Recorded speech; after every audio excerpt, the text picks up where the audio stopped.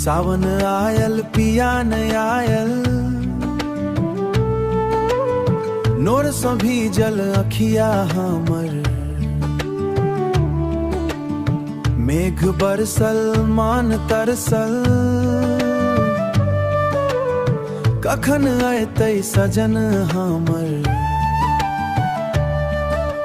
हरियर धरती हरियर डारी, सुनसान लागे जिंदगी सारी।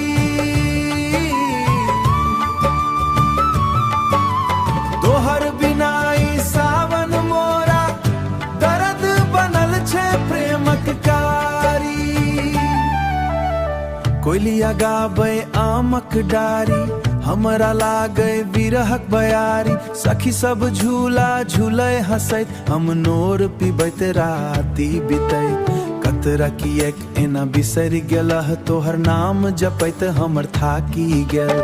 सावन आयल पिया न आयल, मेघ बरसल मन तरसल, कखन अयतै सजन हमर।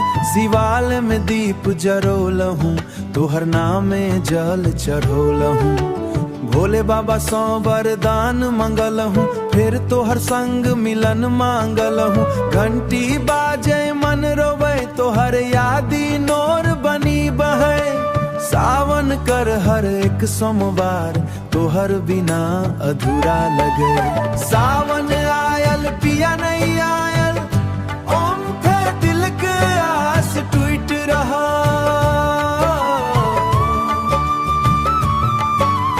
तोहर प्रेमक बाट जो है, जीवन राति बनी रहा। नदिया बहे पवन बहे, हमर पीड़ा क्यों नहीं कहे।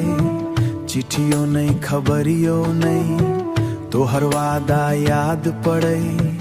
दिल फिर सौ टूट पड़े, जा प्रेम साच छल तोहर, एना छोड़ किए चली गेलह। भोलेनाथ तेक कृपा करू, हमर प्रेम फेर भेटा दियू। जनै लिखल छै भाग्य में मिलन, त मोनस तोहर याद मेटा दियू। सावन आयल पिया न आयल, आँखि भरी नोर झरैत रहो। ई दिल तोहर नाम कहैत रहो।